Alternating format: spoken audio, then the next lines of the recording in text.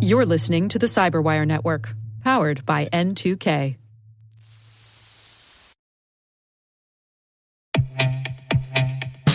And now, a word from our sponsor, Black Kite.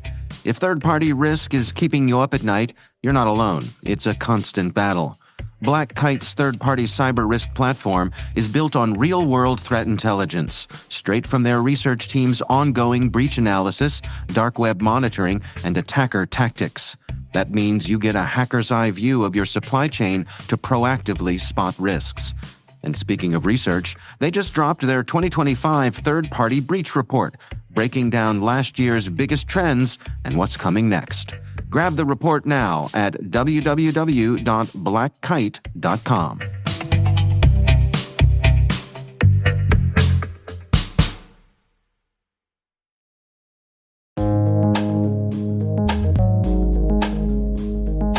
The word is OWASP, broken access control.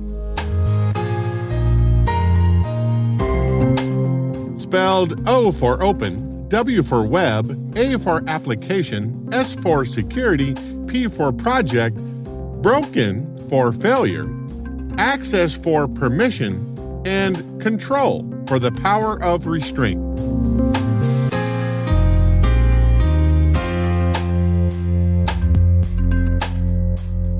Definition: software users are allowed access to data or functionality contrary to the defined zero trust policy by bypassing or manipulating the installed security controls.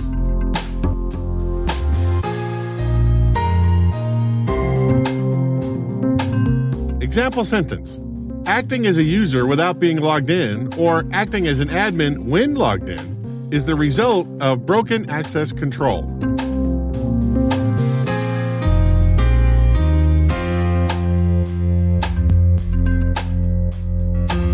Origin and context. Dave Wickers and Jeff Williams, working for Aspect Security, a software consultant company, published an education piece in 2003 on the top software security coding issues of the day.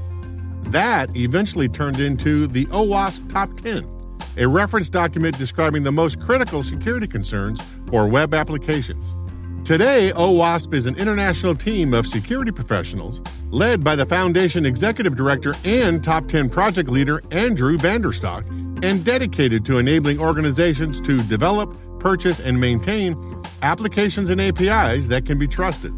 Today, there are tens of thousands of members and hundreds of chapters worldwide. In 2021, OWASP published an updated list where broken access control jumped up from the 5th position to the number 1 spot. 94% of all the tested applications had some form of broken access control and had more occurrences than any other OWASP category. Broken access control occurs when users can act outside of their intended permissions. If zero trust is our stated strategy, and access controls are one of the tactics we use to pursue that strategy, then a broken access control is a failure in design and implementation. Broken access controls manifest in several categories: vertical privilege escalation, horizontal privilege escalation, and context-dependent privilege escalation. The Purple Box website team recommends some common best practices designed to reduce the probability that your code will have a broken access control. First, obfuscation, as well as hope, is not a plan. Just because you don't understand it doesn't mean that the bad guys can't figure it out. Second, as per the Zero Trust strategy, deny access to all by default, and then only grudgingly allow access based on rigorous identification and authorization approvals. Third, centralize the control framework. Don't build one-off systems for each component that you won't be able to remember a year from now. Drive everything through this centralized control framework. And finally, through a DevSecOps kind of model, through a infrastructure as code model, thoroughly audit and test access controls to ensure they are working as designed.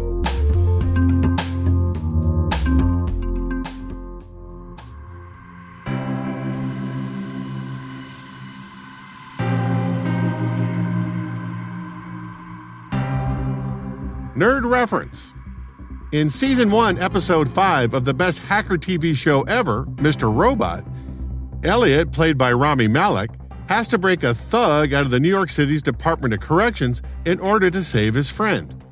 He tries a couple of different techniques to compromise the jail's network. The first is having his sister, Darlene, played by Carly Chaikin, drop infected USB drives around the jail's parking lot. He then tries scanning for unsecured Wi-Fi connections, and yes, I said Wi-Fi because I think it's funny. But he finally has success by compromising a laptop used by a policeman in patrol car number 365. He spoofs the car's laptop to believing that Elliot's remote keyboard is the actual keyboard for the computer. He then uses the remote keyboard to connect to the jail's network via Wi-Fi and moves laterally inside the jail by searching for unsecured SCADA devices. Once found, he uploads malicious software via FTP designed to unlock all the cell doors in the jail when he pushes a button. And that is textbook broken access control. Why would a cop's laptop have access to SCADA devices that control the opening and closing of jail cells?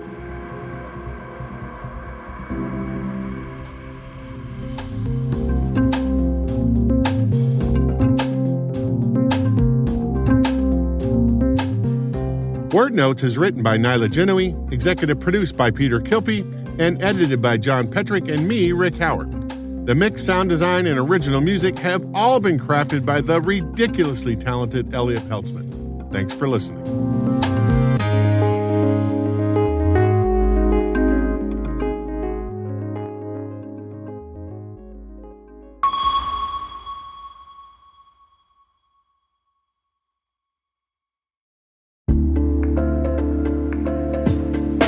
What's the common denominator in security incidents? Escalations and lateral movement. When a privileged account is compromised, attackers can seize control of critical assets. With bad directory hygiene and years of technical debt, identity attack paths are easy targets for threat actors to exploit, but hard for defenders to detect. This poses risk in Active Directory, Entra ID, and hybrid configurations. Identity leaders are reducing such risks with attack path management. You can learn how attack path management is connecting identity and security teams while reducing risk with Bloodhound Enterprise, powered by SpecterOps. Head to specterops.io today to learn more. SpecterOps, see your attack paths the way adversaries do.